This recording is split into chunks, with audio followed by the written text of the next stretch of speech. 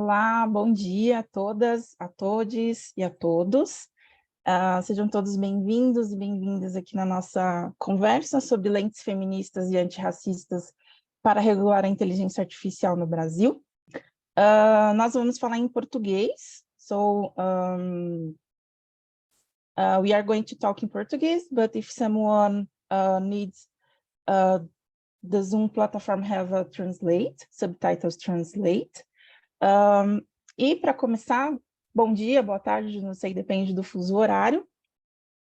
Queria primeiramente agradecer aqui as nossas participantes pelo aceite, pela disponibilidade de participar dessa conversa, que é bastante importante no nosso país e também no mundo inteiro.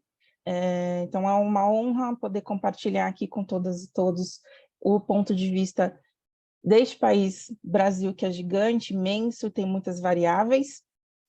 Queria agradecer particularmente a Fernanda Rodrigues e ao Tarcísio Silva pela coorganização desse painel, agradecer às painelistas, agradecer ao RightsCon pelo apoio em toda a condução da organização deste painel e também do evento, e a todas e todos que estão presentes aqui na nossa conversa.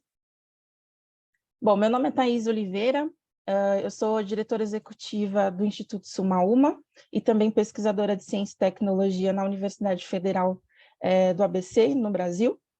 As nossas painelistas, eu vou falar o nome, mas eu vou apresentar com mais detalhes cada uma delas. Então, nós temos aqui hoje a Tiane Neves Barros, Daniele Costa, Lívia Santana Vaz e Fernanda Rodrigues, e o Tarcísio Silva vai ficar responsável pela nossa relatoria. Ele é Tech Policy Fellow na Mozilla Foundation. Bom, alguns recados gerais antes da gente começar. A gente pede, por gentileza, que todo mundo mantenha e se responsabilize por estabelecer um ambiente de respeito com todas, todos e todes. Vocês podem enviar questões, observações, perguntas no chat, que a gente vai receber aqui. E uma colaboração, um pequeno engajamento, nós fizemos uma playlist com músicas do Brasil, chamada Para Entender o Brasil.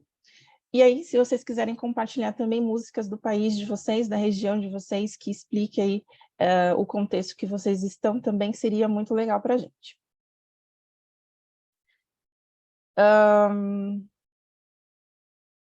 Bom, então vamos lá, né? Esse painel ele é co-organizado com o Instituto Sumaúma e o Instituto de Referência em Internet e Sociedade, o IRIS, e a gente parte da seguinte premissa, né? O Brasil discute atualmente em esfera federal a regulação de inteligência artificial. Porém, esse debate público sobre o tema exclui sistematicamente pessoas negras do Brasil, em especial mulheres negras. E essa comissão foi composta por 18 juristas, responsável por elaborar o substitutivo do projeto de lei sobre inteligência artificial, não incluiu pessoas negras entre esse grupo de 18 juristas. Apesar do Brasil ser um país que tem mais de 54% da população pessoas negras. Diante deste cenário, essa sessão busca elaborar perspectivas antirracistas e feministas sobre a regulação da inteligência artificial no Brasil, e nós temos 3 principais objetivos aqui.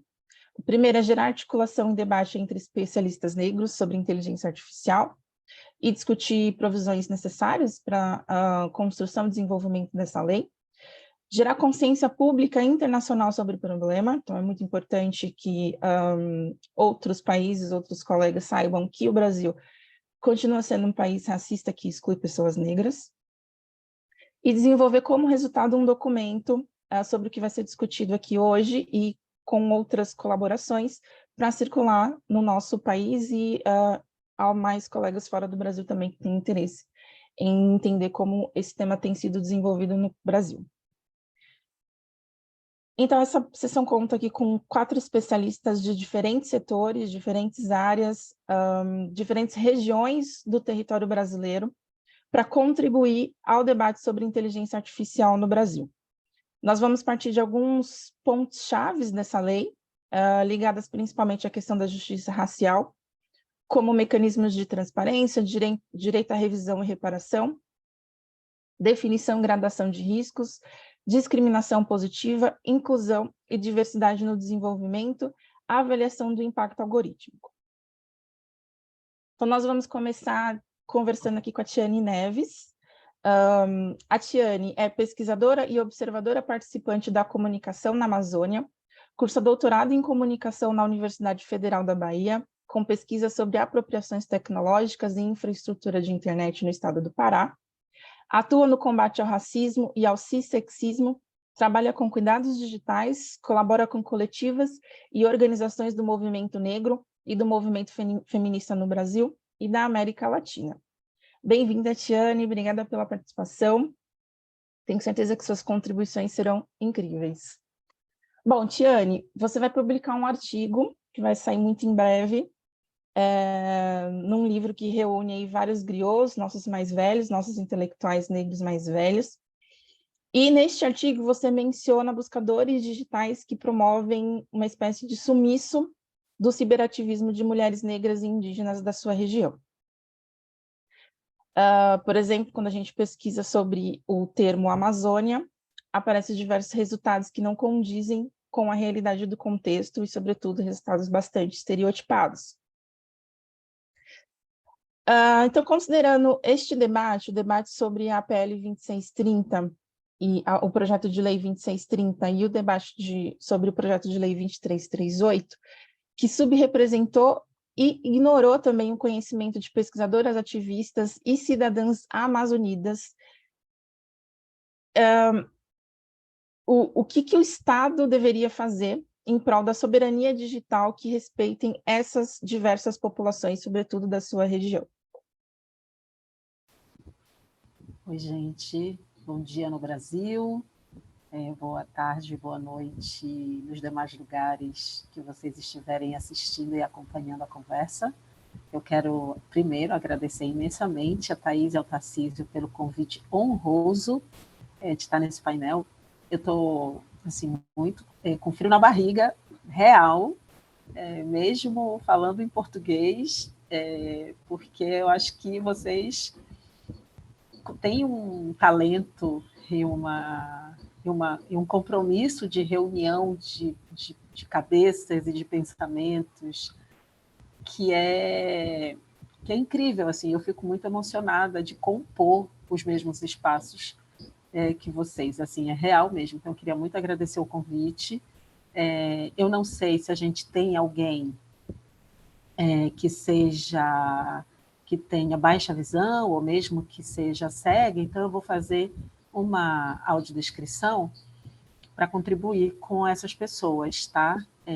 Eu sou uma mulher negra, eu sou Tiane, eu sou uma mulher negra, eu estou usando um par de óculos que a armação é preta, eu estou com meu cabelo amarrado para trás em forma de rabo de cavalo, eu uso um vestido amarelo que de um lado é como se fosse uma alcinha, estou usando fone de ouvido, também na cor amarela, uso um piercing no septo nasal, dourado, atrás de mim tem uma parede que eu acho que eu não sei de um lado, é porque eu não vou conseguir explicar direito e esquerda na lógica da transmissão, mas de um lado uma parede cor de creme, bege, e atrás de mim uma parede branca com algumas prateleiras, um ventilador, uma televisão e alguns porta-retratos também. Thaís, obrigada pela pergunta. Agora, em 3 minutos, eu vou até clicar aqui, porque é um desafio. Mas o Estado brasileiro, especialmente,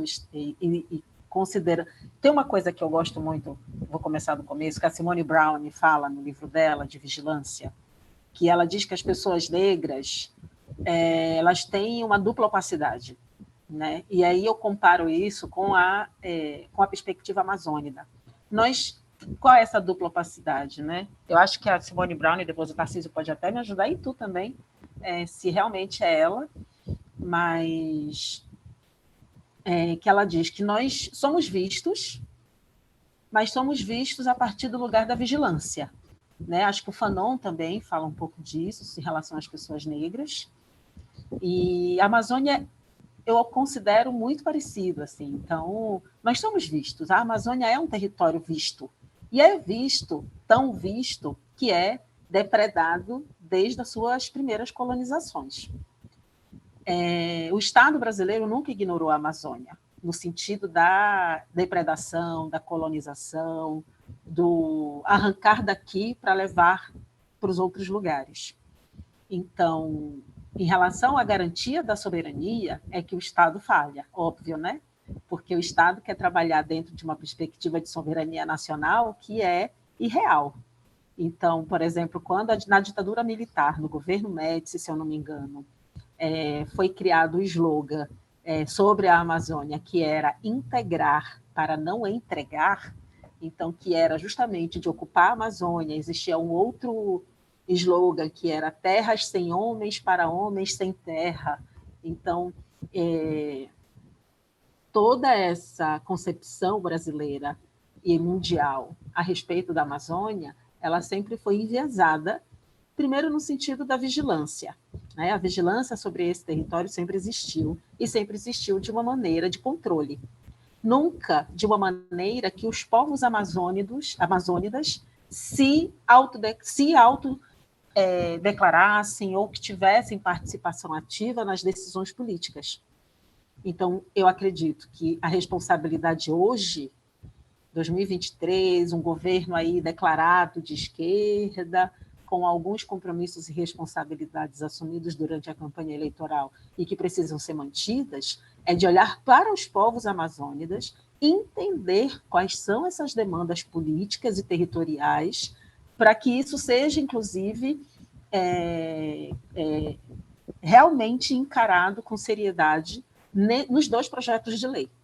Então, se você pensa que a Amazônia o imaginário sobre a Amazônia foi construído com base na desinformação, o PL 2630 é um perigo para a gente. Porque o combate ao PL 2630 é um perigo para a gente. Né? Porque se a gente não lutar contra a desinformação, se a gente não lutar contra o pacote de fake news que são inventados, que são distribuídos, a Amazônia, o Brasil como um todo, mas aí falando especialmente do meu território, a Amazônia continua sendo esse imaginário que ele é irreal nos filmes, nas novelas, na literatura e no digital também, que é a provocação que eu faço sobre o algoritmo do sumiço, né? Porque esses algoritmos somem com a gente. Aparece essa Amazônia bucólica, essa Amazônia romântica, turística, mas não aparece as construções que eu digo cidadãs, né, dos povos amazônicos, eu estou de olho no meu tempo.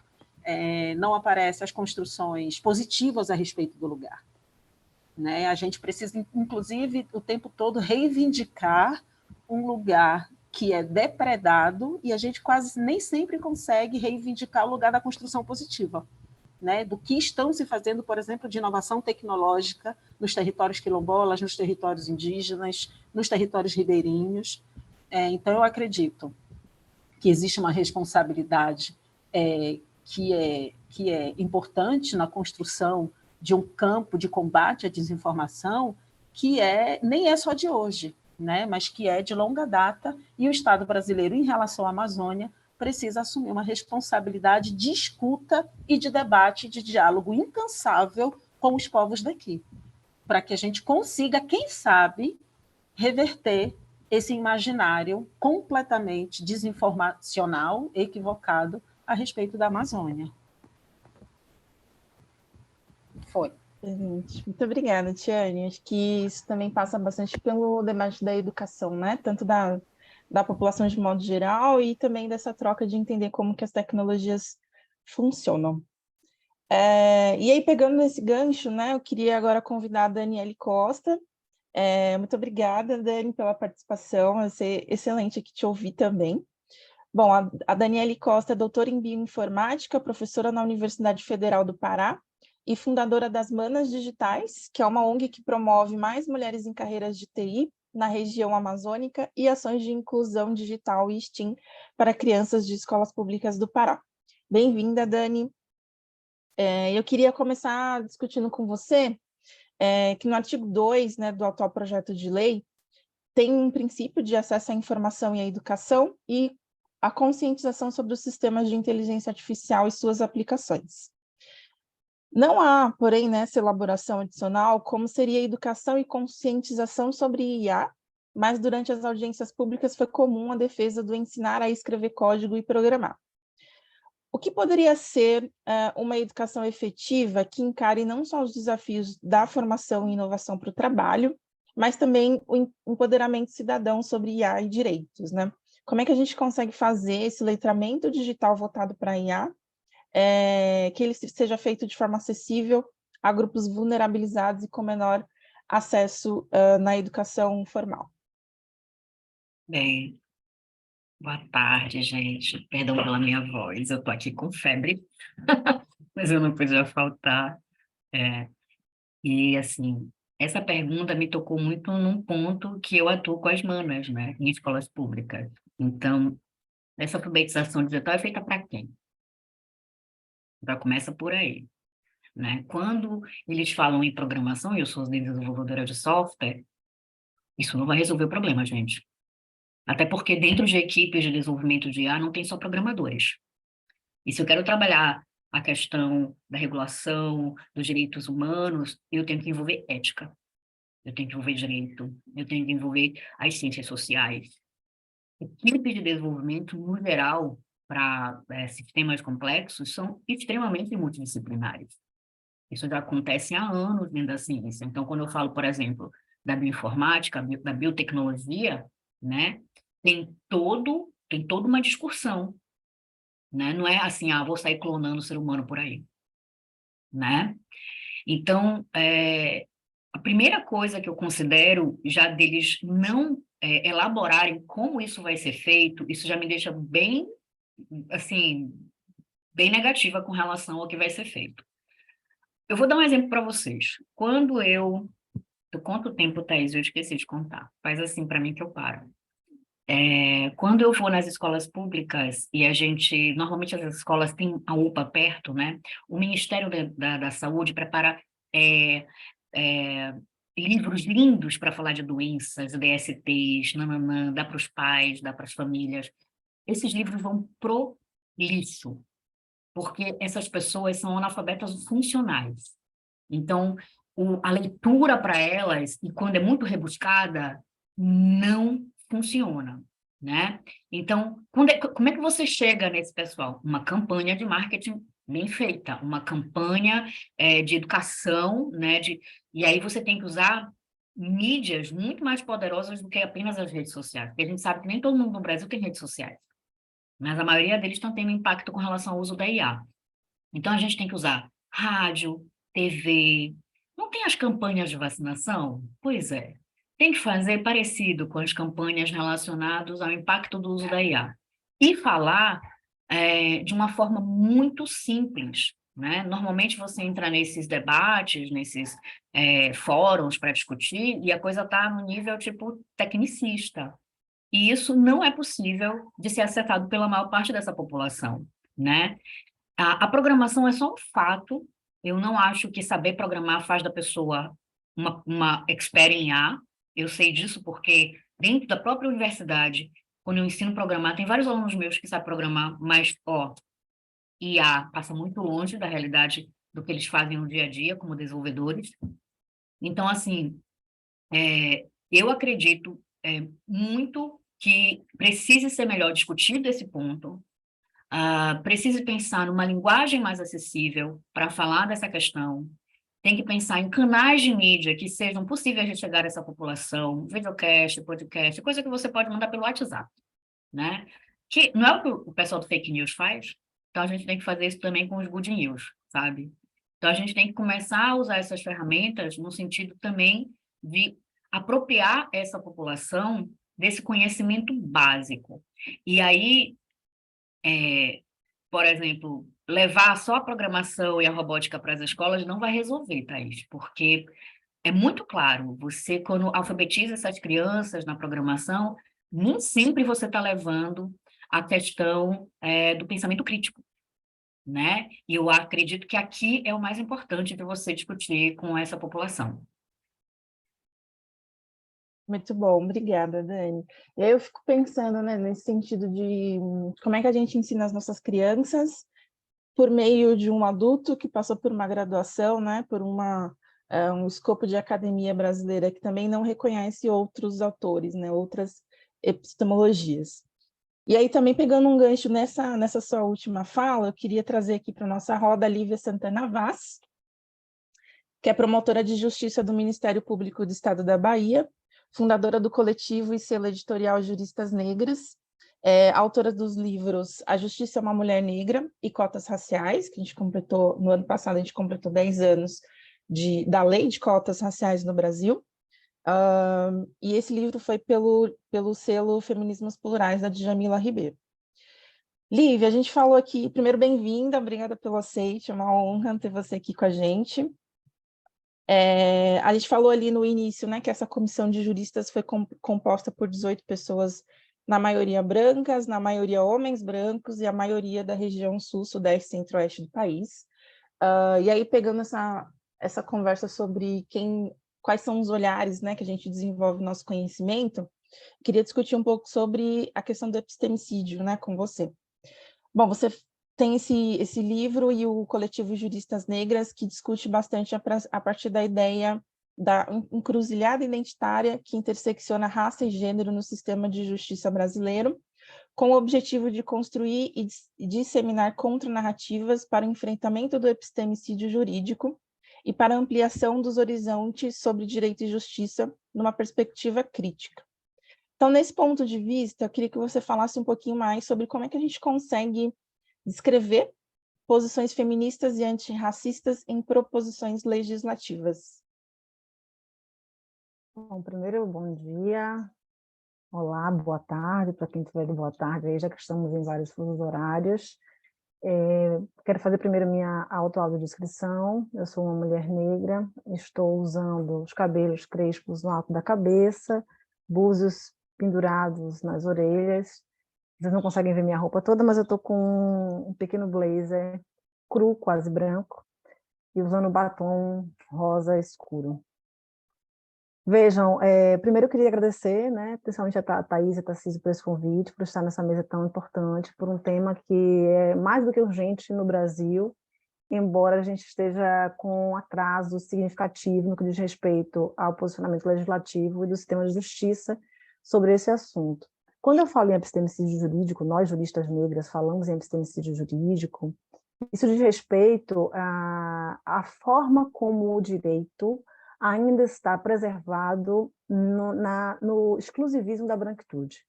A forma como as leis são produzidas, como o direito é interpretado e aplicado, se foca no exclusivismo da branquitude, num posicionamento colonial, eurocêntrico, brancocêntrico e masculino. Então, é muito importante que a gente tenha isso em mente, porque o próprio direito irá, né, reproduzir essas várias formas de opressão, e falando no Brasil, em especial o racismo.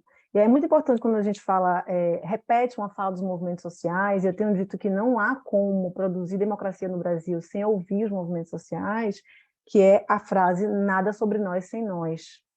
Porque no Brasil tudo que acontece a respeito dos nossos corpos e destinos e direitos é sem a nossa presença, é sem a nossa participação, o que faz com que pessoas negras, sobretudo mulheres negras, e por isso essa demarcação de território, juristas negras é fundamental, faz com que nós nos tornemos, de forma perene, objetos de pesquisa, e o epistemicídio é sobre isso, é sobre um saber alienígena que vai se colocar como saber central, como único saber válido, e que vai aniquilar saberes locais, né?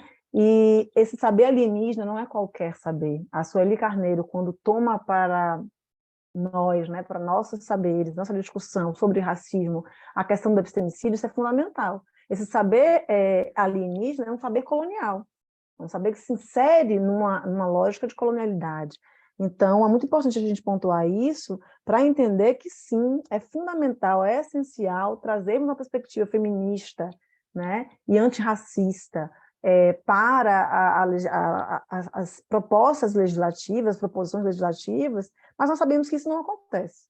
Então, esse epistemicídio ele tem dominado a produção da legislação e o impacto que isso tem na ponta, no Brasil, ele é um impacto de discriminações diretas e indiretas, mas a gente vai chegar lá, também não quero me estender muito por conta do tempo, mas dizer que essa composição, né, dessa comissão formada para debater esse projeto de lei, o PL 2338 de 2023, é um retrato da nossa sociedade, né, que, embora composta majoritariamente por pessoas negras, não valoriza a diversidade étnico-racial nas instituições públicas e privadas, sobretudo quando nós estamos falando de espaços de poder e decisão.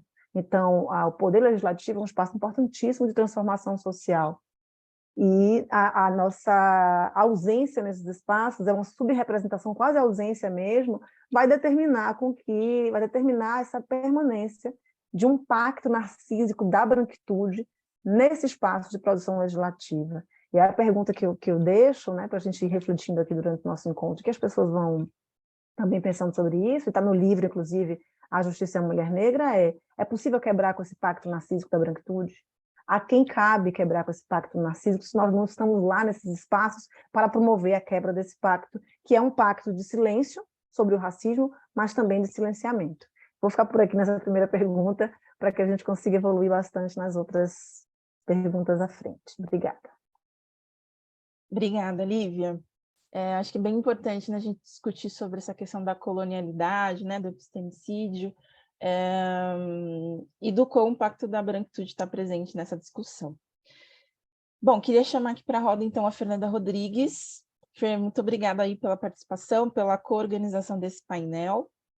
A Fernanda é coordenadora de pesquisa e pesquisadora no Instituto de Referência em Internet e Sociedade, o IRIS. É doutoranda em Direito pela Universidade Federal de Minas Gerais, mestre e graduada em Direito pela Universidade Federal de Santa Maria, e membro do coletivo Aqualtune Lab, grupo com atuação na área de raça, tecnologia e direito. Bem-vinda, Fê. Bom, pegando essa linha aí da discussão sobre colonialidade, né, sobre epistemicídio, aqui, como a gente já disse, essa discussão da regulação de IA nas casas legislativas, a proposta enviada ao Executivo, principalmente no documento da Estratégia Brasileira de Inteligência Artificial, parece que tem aí algumas premissas e noções de IA que são bastante coloniais, né? Tem uma visão bastante colonialista da tecnologia. Você poderia discorrer um pouco mais sobre a gente, sobre essas noções coloniais nesses documentos e nessa discussão no Brasil? Oi, Thaís, obrigada pela pergunta. Queria agradecer pela oportunidade de estar aqui também, de poder ter colaborado, né, com a construção do painel. É muito, assim como a Tiane colocou no início, me sinto muito honrada de estar nesse espaço com pessoas que são minhas referências no dia a dia, então é muito bacana poder ter essa troca. E para fins de audiodescrição, eu sou uma mulher negra, cabelo crespo, solto, meus óculos têm uma armação branca, meio redondo, tô com batom escuro e uma blusa branca de gola alta. E ao fundo tem uma parede cor creme com algumas coisas que estão desfocadas propositalmente com o filtro do Zoom. Bom, sobre essa questão, eu acho que ela é extremamente relevante e antes mesmo de tratar sobre esse cenário regulatório, eu acho que vale muito a pena a gente olhar para a própria ideia de IA em si, né? A própria ideia de inteligência artificial, essa antropomorfização de uma tecnologia, mas também de uma tecnologia que geralmente ela parte de um contexto de países do norte global. Então, a gente geralmente está falando de uma tecnologia que ela vem de um contexto de países que também participaram de alguma forma, em alguma medida, de processos coloniais, para se destinar a países que muitas vezes foram colonizados em outro momento, e aí entrando nessas questões de como essas relações de colonialidade elas permanecem até os dias de hoje. Muito bom, obrigada, Fê, pela contribuição. E algo que... Opa, tá travando? Travou um pouquinho, agora voltou. Voltou. Aí a minha internet tá meio instável. Mas, bom, como eu ia dizendo, então, acho que esse primeiro desafio é da gente ter que lidar com uma tecnologia que não foi feita para o nosso contexto e que parte, então, desses países que outrora participaram, de certa forma, do processo de colonização enquanto colonizadores de outro lado, países que foram historicamente colonizados. Então, esse primeiro desafio de entender como que a gente lida com essa tecnologia e faz ela fazer sentido no nosso contexto. A gente também tem muitos autores importantes hoje em dia que falam sobre colonialismo digital, por exemplo, a gente vai ter o Davidson Faustino, o Walter Lippert, que falam sobre essa questão e falam do colonialismo de dados como um desses braços, dos impactos do colonialismo digital, entendendo toda essa exploração em torno dos dados, e principalmente de países do sul global. A gente tem também, autores vão falar sobre o colonialismo de dados em si, a gente tem Ulisses Merias e Nick Caldry, a gente tem Sérgio Amadeu aqui no Brasil também, e vários outros autores que vão falar sobre isso, e sobre o quanto, se antes a gente fornecia, de certa forma, matéria-prima, e aí falando sobre bens materiais, necessariamente, para países do norte global, hoje em dia a gente tem uma dinâmica que se repete no meio digital, em que os nossos dados e as nossas informações são vendidas, de certa forma, muitas vezes até sem o nosso consentimento, para grandes empresas de tecnologia que estão situadas nesses centros econômicos e de poder de países do norte global, né? A gente tem, como exemplo, as Big Techs. E todas essas Big Techs no contexto de plataformas, mas também outras empresas que se inserem nesse contexto quando a gente fala sobre sistemas de inteligência artificial especificamente. Então, a gente está nessa dinâmica que a gente via antes, a gente vê essa permanência dessa relação da colonialidade no meio digital. E aí, como é que a gente lida com isso, né? Porque a gente está lidando com uma tecnologia que não é para nós e a gente precisa regular essa tecnologia de acordo com o nosso contexto. E aí, a gente teve a EBE, a gente tem o desenvolvimento de regulações voltadas efetivamente a controlar o uso e desenvolvimento da IA. E aí a gente se depara com o que estava mais avançado até então, que era o PL 2120, que poderia muito bem ser tratado mais como uma carta principiológica, porque trazia mais princípios e fundamentos, né? O projeto de lei 21 de 2020. E a gente se questiona se é somente uma carta principiológica, ou seja, que só aponta princípios, dentre eles alguns que até serão bem questionáveis, como a busca pela neutralidade, que a gente tinha anteriormente, que era uma recomendação de que os agentes envolvidos nos sistemas de IA, que eles buscassem reduzir os vieses, sendo que isso deveria ser uma obrigação. Então, a gente se questiona se esse tipo de lei faz sentido para o nosso contexto, onde, historicamente, grupos marginalizados são violentados pelo Estado. Então, imagina quando a gente adiciona uma camada extra, que é a da tecnologia, que, como a Tiane bem falou, ainda tem outras camadas, passando por uma dupla opacidade também, né? O Tarcísio também vai falar sobre isso no livro de Racismo Algorítmico, que a tecnologia, ela é supostamente neutra. Então, a gente adiciona mais essa questão que a gente vai precisar questionar quando a gente traz para o contexto brasileiro. E aí, para finalizar esse primeiro momento aqui, para não passar do tempo, o projeto de lei 2338, que na verdade, o protocolo do projeto elaborado pela Comissão de Juristas do Senado, ele vai trazer mais garantias e proteções em comparação ao PL 21 de 2020, mas muito inspirado em padrões europeus do que seria uma regulação da inteligência artificial. E aí a gente cai novamente em tentar destrinchar esse projeto de lei para ver se tudo que está ali faz sentido para a nossa realidade também. Porque apesar do Brasil poder estar um pouco atrás nessa discussão, é importante que ela ainda seja contextualizada de acordo com as nossas necessidades, né? Ou então, se é para pegarmos referências, que a gente pegue, por exemplo, a Declaração sobre Inteligência Artificial de Países do Sul da África, de Windhoek, na Namíbia, em que traz justamente uma perspectiva decolonial da tecnologia e até questionando questões relacionadas à soberania digital. Então, eu acho que a gente, olhando para países com contextos similares ou com desigualdades, enfim, que se assemelham também, eu acho que seria interessante para a gente lidar com essa reprodução da colonialidade na tecnologia. Excelente. E aí, né, nesse sentido da regulação, pensa nos nossos contextos, né, as características de cada contexto. A gente falou aqui que o Brasil é um país enorme, que tem muitas pluralidades dentro do nosso território, né? Então, eu queria perguntar para a Tiane, né, nesse sentido da regulação, comunidades amazônicas, ribeirinhas, quilombolas, geralmente são vistas como excluídas digitalmente, mas mesmo sendo excluídas digitalmente, são exploradas aí pelas empresas de tecnologia, né, que chegam com todas as amigas querendo oferecer serviços, etc.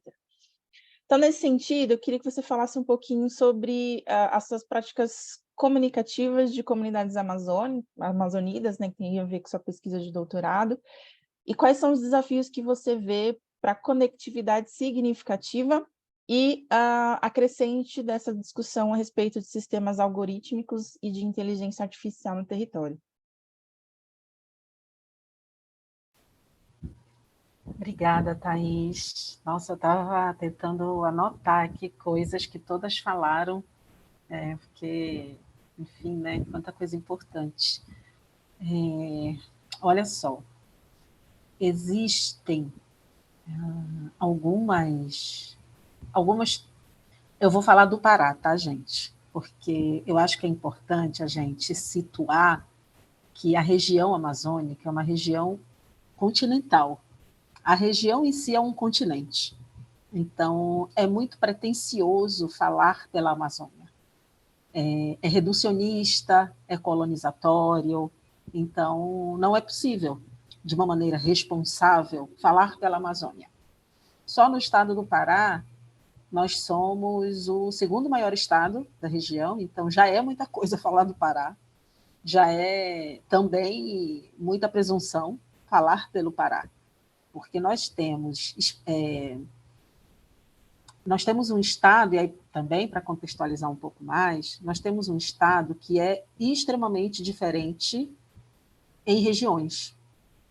Não é à toa que existe um movimento de separação do estado, né? De criação de outros dois estados a partir do estado do Pará. Seria o estado do Carajás, que fica mais a sudeste e sul do estado, e o estado do Tapajós, que fica a oeste do estado do Pará. Então, algumas experiências, algumas iniciativas ou algumas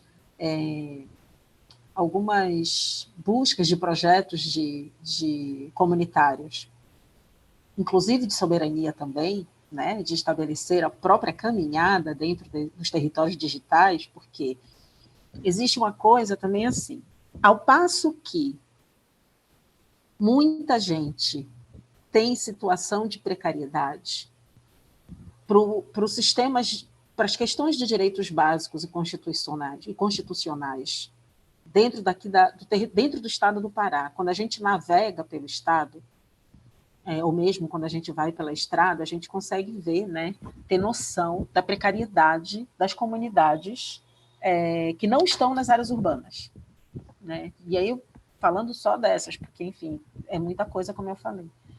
Aí, ainda que esses lugares estejam lidando com as precariedades e, consequentemente, com as precariedades digitais, e aí é preciso que a gente saiba que isso é um projeto político, né? Porque a gente sabe que nenhuma infraestrutura ela é dada sem um interesse. Nenhuma infraestrutura. Então, a infraestrutura digital ela segue uma lógica geopolítica, uma lógica predatória, uma lógica colonialista.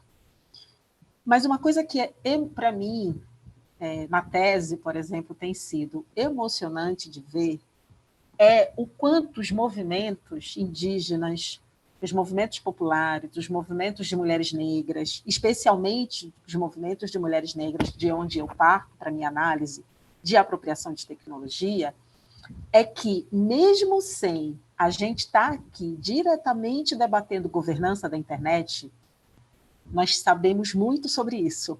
E esses movimentos estão construindo espaços digitais próprios como dizer, refutando ou em contramão a extrema exposição, por exemplo, em redes sociais. Então, existe um movimento, eu vou pedir para vocês, no dia que eu defender essa tese, que vocês estejam presentes para eu poder falar mais abertamente até, né, de alguns resultados que eu tenho tido a emoção de registrar. Existe, inclusive, nesse sentido, né, de olhar e dizer assim, ao passo que, aí é uma frase minha, tá? É uma leitura minha, uma análise minha, Ao passo que nos querem isoladas, que nos querem desatadas dessas discussões, nós estamos, sim, extremamente atreladas a esses debates. Por quê? Porque a busca pela soberania, a busca pela autonomia, mais do que, né, até nessa discussão de soberania nacional, enfim, porque não passa por aí, mas numa busca mais de autonomia, é próprio do movimento de mulheres negras, é próprio do movimento indígena isso. Né? Então, nós sempre lutamos por essa autonomia. E aí, buscando o caminho digital, essas mulheres estão construindo, sem conhecimento técnico, mas com conhecimento político, crítico, os seus próprios lugares. E aí, ao perguntar assim, mas no Instagram, por exemplo, vocês estão satisfeitas? Não existe uma resposta como a que eu vou dizer agora, mas as reflexões me levam a esse pensamento, tá? E é, de novo, uma análise minha, né? De cada vez menos, porque o Instagram não nos mostra, porque o Instagram não nos apresenta para o mundo, porque o Instagram não dá conta da gente. E aí eu vou puxar um pouco a sardinha para a gente, porque a gente sabe do que nós temos feito nós somos grandes demais para o molde das Big Tech. O que se constrói politicamente enquanto movimento de mulheres negras, por exemplo, a oeste do estado do Pará, que é onde eu faço a pesquisa de campo, é muito grande, não cabe num quadradinho, num molde, num roteiro de Instagram. Os movimentos indígenas, os movimentos quilombolas, estão debatendo as suas próprias redes e construindo suas redes comunitárias. E aí, entrando no debate da conectividade significativa, a partir da compreensão do território. A partir de um entendimento, nós temos autonomia, nós sabemos sobre esse território. E aí, por exemplo, nos lugares por onde eu passo, esse final de semana eu fui fazer uma formação num quilombo bem perto de Belém. É assim, gente, sobre tecnologia nós conhecemos muito. Nós sabemos o que é o tipiti e nós sabemos o que é o celular. Quem inventou o celular, ou as Big Techs, sabe o que é o celular, mas não sabe o que é o tipiti. E para que serve o tipiti? Isso parte da nossa autonomia. E então também é do lugar de dizer, olha, o quanto nós sabemos. E construir esses espaços, construir as nossas redes comunitárias, construir as nossas autonomias. Então tem muita coisa. Eu sou muito chorona, então, por onde eu passo nesses lugares, assim, eu fico com muita vontade de chorar e dizer uau, né? Assim, eu vou dizer uau, para não dizer um palavrão, da melhor maneira possível, né? Mas existem muitas iniciativas sendo construídas nesses lugares que são lugares que se pretendem excluídos e isolados, né? Que as Big Techs ou que o capitalismo tido como capitalismo de vigilância, tem interesse nesse território, mas não tem interesse nas pessoas. Né? Quer extrair, quer predar o território, mas não quer alimentar essas pessoas também, né? Fazer a troca do conhecimento. Né? Não interessa a esse capitalismo, não interessa a essa formulação. Então, elas estão construindo os próprios espaços, elas estão se apropriando do pensamento crítico sobre as tecnologias digitais para criar esses espaços. Não necessariamente elas estão dominando o Instagram, porque o Instagram não interessa para elas. É muito pequeno, é muito miúdo, o Instagram é muito restrito para o que elas têm para mostrar. Né? Então, eu acho que, dessa vez eu não marquei meu tempo, mas acho que eu já alcancei 5 minutos. Enfim, são, nesse sentido, muitas coisas, Thaís, que têm sido construídas por aqui. De novo, gente, só no Pará. Tá? E só por onde eu ando, que eu sou só uma. Então, por essa Amazônia de meu Deus aí, o que deve ter de coisa incrível sendo construída, a gente precisaria de uma enciclopédia para registrar tudo isso, eu acredito. Seria ótimo ser várias, né, para passear por aí, todo esse país. E aí, né, pensando nessa questão de desenvolver espaços digitais próprios e a questão da autonomia, da liberdade, eu acho que isso também tem bastante conexão com o movimento de software livre, né? E aí eu queria perguntar para a Daniele, o software livre realmente defende alguns desses pilares, né, como autonomia, liberdade, senso de comunidade e assim por diante, mas nos últimos anos o apoio estatal ao software livre parece que não está tão relevante, tão forte como deveria estar, né? Para você, Dani, na sua experiência, na sua trajetória, como que esses aprendizados sobre articulação dentro do movimento de software livre pode inspirar abordagens de transparência e accountability, pensando em inteligência artificial, e também pensando nessa relação com o Estado para definir alguns parâmetros mínimos, né, nessa discussão sobre inteligência artificial? Gente, eu não fiz minha autodescrição porque eu estou tão lesa. Então, deixa eu fazer rapidinho. Eu sou uma mulher cabocla, amazônica, né? Cabocla vem do tupi, significa descendentes indígenas, com a miscigenação dos negros, europeus, né?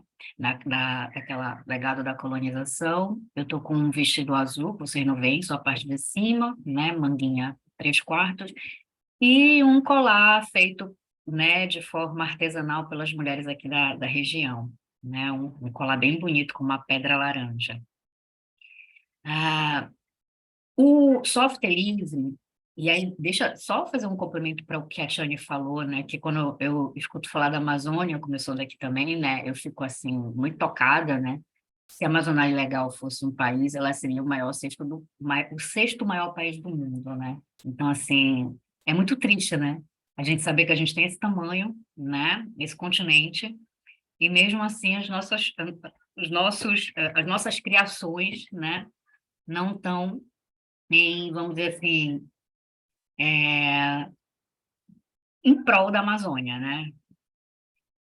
O que eu tenho para falar do software livre é que esse movimento é um movimento social, né? Então, ele tem o objetivo de garantir certas liberdades para usuários de software, seja para executar, para estudar, para modificar, para redistribuir, né, cópias e alterações.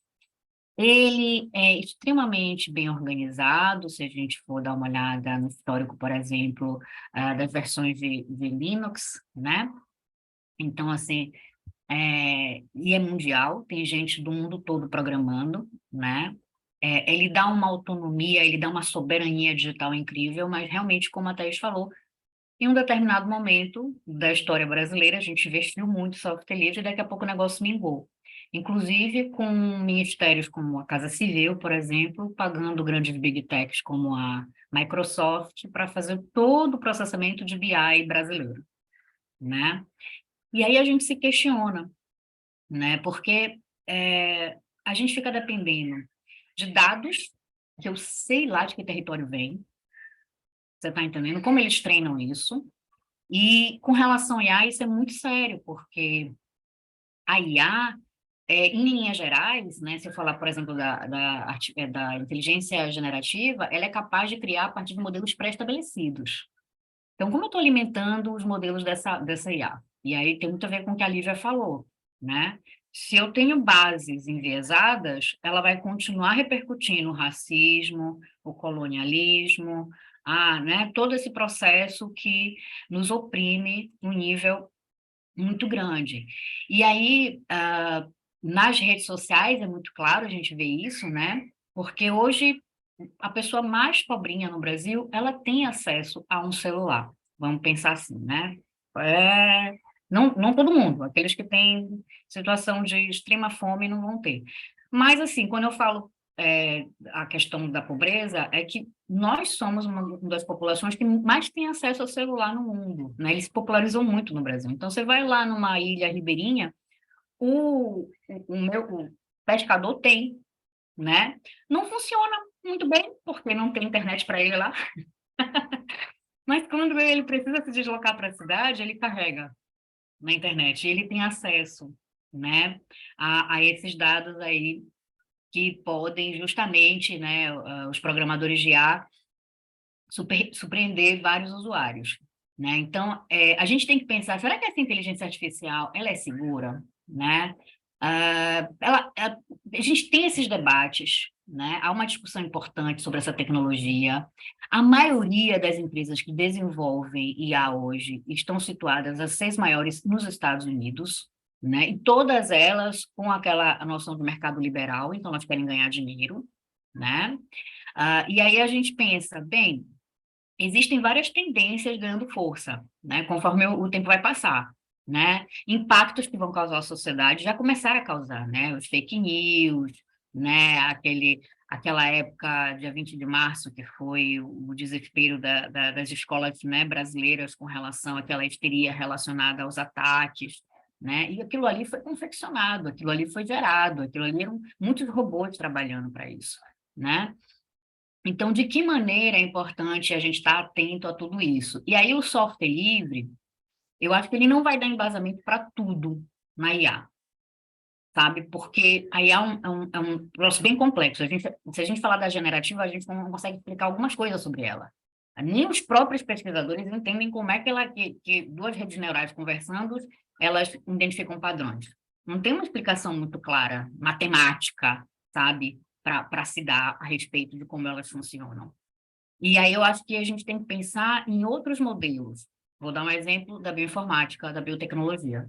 A bioinformática quase toda usa software livre, justamente para se tornar independente das grandes empresas que faziam no início, né, a corrida do genoma humano, né? E isso trouxe autonomia para vários pesquisadores em vários lugares do mundo. Então, por exemplo, se você vai estudar bioinformática, software livre é básico, né? E eu acho que a gente pode buscar,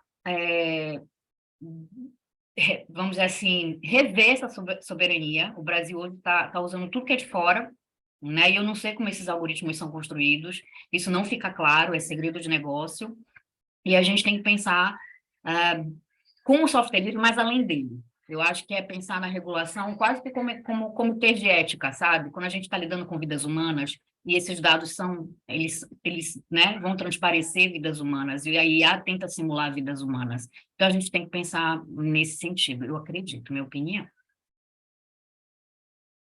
Bacana, obrigada, Daniele. Pensando nesse percurso de colonialismo, reprodução de algumas opressões, queria perguntar para a Lívia sobre a contribuição que as juristas negras fez, né, à comissão esses 18 juristas brancos, homens, etc., das regiões centrais do país. Nessa contribuição das juristas negras, vocês dizem que o projeto não faz nenhuma menção ao racismo algorítmico e as diversas manifestações reprodutoras do racismo que têm se concretizado a partir do uso da inteligência artificial. Depois, num novo relatório, há uma menção à Convenção Interamericana e também a inclusão de discriminação indireta. E aí eu queria saber de você, Lívia, se essa discriminação indireta ela é suficiente para abarcar a complexidade dessa discussão. Bom, vamos lá. Eu vou até colocar o cronômetro aqui, para não passar do tempo, porque a gente já conseguiu avançar bastante. Que é o seguinte, primeiro eu preciso explicar que a Convenção Interamericana contra o Racismo, que é de 2013, ela é aprovada no Brasil na condição de emenda constitucional. Eu tenho repetido muito isso, porque eu acho que é um argumento que os movimentos sociais, os movimentos negros, precisam ter na ponta da língua, né? É o terceiro instrumento internacional no Brasil aprovado com status de emenda constitucional, porque foi aprovado com base no artigo 5º, parágrafo 3º da Constituição, que vai dizer que tratados e convenções internacionais sobre direitos humanos, aprovados em cada casa do Congresso Nacional em 2 turnos, por 3/5 dos votos dos respectivos membros, têm equivalência à emenda constitucional. Por que é importante dizer isso? Porque hoje nós temos, portanto, com essa convenção, algumas concepções, algumas normas que são texto constitucional. Primeiro, eu vou começar a falar pela ação afirmativa. As cotas raciais hoje são Constituição, estão na Constituição, são norma constitucional. Nós não tínhamos ainda na nossa Constituição essa previsão para além do princípio da igualdade material. Então, quando a Convenção Interamericana fala que os Estados devem, isso é uma obrigação dos Estados, né, promover medidas de ação afirmativa para igualdade de oportunidades para grupos étnico-raciais historicamente vulnerabilizados, as cotas entram nessa perspectiva, nessa concepção, e, portanto, são constitucionais, ou seja, uma emenda constitucional, uma emenda não, uma lei, né, uma legislação, como a gente está agora nessa expectativa, que venha a revogar as cotas raciais, elas são uma legislação dessa inconstitucional. E aí essa mesma convenção vai trazer outras perspectivas e concepções, como racismo institucional e como discriminação indireta, Thaís, como você mencionou. O que é a discriminação indireta? é quando o critério, né, é supostamente neutro. O critério da ação, da seleção, enfim, do acesso ao direito é supostamente neutro, mas o efeito é racista. Então, eu não vou avaliar aqui se a desigualdade acontece no momento em que eu crio o critério. O efeito é racista, e aí a gente não está questionando se tem ou não tem intenção discriminatória, não importa a intenção discriminatória. Isso para responder a sua pergunta sobre se a nossa contribuição das juristas negras, né, pontuando a questão do racismo algorítmico, que é algo que não está mencionado no projeto, e a forma como esse racismo algorítmico já está gerando discriminação direta e indireta contra pessoas negras com o uso da inteligência artificial é fundamental. Nós já estamos aplicando inteligência artificial em sistemas de reconhecimento facial no Brasil, na segurança pública. Pessoas estão sendo presas, e aí eu vou até, estou vendo que a gente está com o tempo muito apertado, eu vou até adiantar um pouco do que eu falaria na frente, que é o seguinte: nós temos hoje, na minha concepção, com o reconhecimento facial na segurança pública, com esses sistemas, uma espécie de automatização dos álbuns de suspeitos. Aqueles álbuns de suspeitos criados nas delegacias de polícia, que a gente não sabe qual é o procedimento para a criação desses álbuns, ele está sendo utilizado de maneira automatizada pelos sistemas de reconhecimento facial. Isso é muito grave, porque é um sistema que supostamente é neutro. Quando nós começamos a discutir mais seriamente a questão do racismo, né, e do impacto do racismo na memória, no reconhecimento de pessoas, e de que modo isso tem gerado erros em condenação de pessoas negras, diga-se de passagem, jovens negros em especial, a gente não começou a discutir ainda de que forma o racismo algorítmico está sendo reproduzido para gerar esse mesmo encarceramento em massa. E aí a gente tem um tripé importante que eu tenho dito, que é o encarceramento em massa, que vai ser fundamentado na tal guerra às drogas, que não é guerra à droga nenhuma, é guerra a pessoas, não existe guerra contra coisas, existe guerra contra ou a favor de pessoas, né? E essas pessoas são pessoas negras, são jovens negros e mulheres negras que têm sido encarceradas também em massa recentemente, né, mais recentemente, justamente com base nessa guerra às drogas. Essas mulheres são presas por uma suposta associação ao tráfico de drogas, quando a própria jurisprudência diz que o crime de associação para o tráfico de drogas requer uma continuidade dessa conduta, ou seja, a forma como se interpreta o direito para gerar essa seletividade racial, especialmente a segurança pública. Então, respondendo a sua pergunta, eu tenho 30 segundos, vamos lá. Respondendo a sua pergunta, não é suficiente. Quando nós tratamos de direitos humanos, de violação dos direitos humanos, e, sobretudo, quando nós tratamos de racismo num país que foi o último a declarar a abolição da escravidão do Ocidente inteiro, num país que, após a tal da declaração da abolição, que esse ano fez 135 anos, teve um projeto de pós-abolição, de marginalização de pessoas negras e de encarceramento de pessoas negras a partir do crime de capoeiragem, a partir da perseguição de todas as nossas rodas, né? A roda do candomblé, a roda de samba, a roda de capoeira, através também da criminalização da vadiagem. Num país como esse, é preciso dizer o óbvio sobre a questão racial. Então, é preciso estar dito para que nós tenhamos um letramento não apenas racial. Eu tenho dito que o letramento não pode ser só racial, ele tem que ser antirracista também. Não adianta eu entender a sociedade com as lentes do racismo se eu não aplico esse entendimento para práticas antirracistas, e isso precisa estar no sistema de justiça. E aí, para finalizar, nós precisamos pensar num protocolo de julgamento, mas também num protocolo de atuação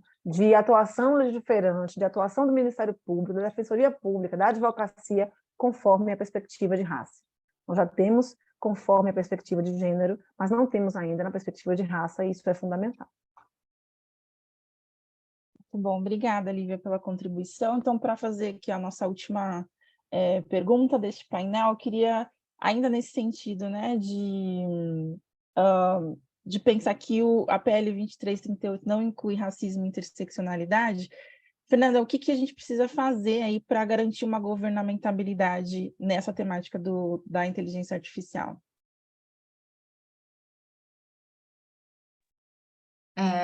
Eu estou muito feliz pela oportunidade de realmente estar ouvindo tudo isso também e estar tomando nota. E a fala da Lívia me lembrou agora para falar rapidamente sobre essa questão da como a gente supera, né, essa governamentalidade algorítmica, enfim. Me lembrei de uma frase da Ruha Benjamin, do livro dela sobre raça após a tecnologia, que ela fala que quando a gente olha para tecnologias que geralmente são ditas como neutras, é mais importante que a gente olhe para os resultados, porque ela gera, do que efetivamente a intenção para a qual ela foi produzida, porque dificilmente hoje em dia a gente espera, pelo menos, né, as tecnologias vão ser intencionalmente racistas, em alguns casos pode acontecer, mas em outros não, mas se o resultado daquela tecnologia está sendo racista, é nisso que a gente tem que focar para a gente conseguir endereçar adequadamente o problema. E aí, passando brevemente sobre o contexto aqui brasileiro, eu acho que para a gente conseguir buscar alternativas para isso, considerando o debate que a gente tem hoje em dia, eu acho que, na verdade, a primeira coisa é isso, é abrir para o debate, né? A gente teve o projeto de lei 21 de 2020, ele foi bem corrido na Câmara dos Deputados, ele foi aprovado em regime de urgência, na verdade, e quando chegou no Senado, a gente teve uma abertura, enfim, para a comissão de juristas, né, com as críticas que a gente já endereçou aqui. A gente teve audiências públicas, nós tivemos seminário internacional para discutir isso, só que aquilo era um texto totalmente diferente do que a gente tem hoje. Então, eu acho que é muito importante que a gente abra novamente para a sociedade civil, principalmente, poder participar desse debate sobre o projeto de lei 2338 que foi elaborado pela Comissão de Juristas, porque, enfim, a gente precisa, ele é melhor do que o que a gente tinha, mas é importante que a gente aprofunde algumas questões como essas, por exemplo, de que o antirracismo ele não está colocado ali de forma explícita, né?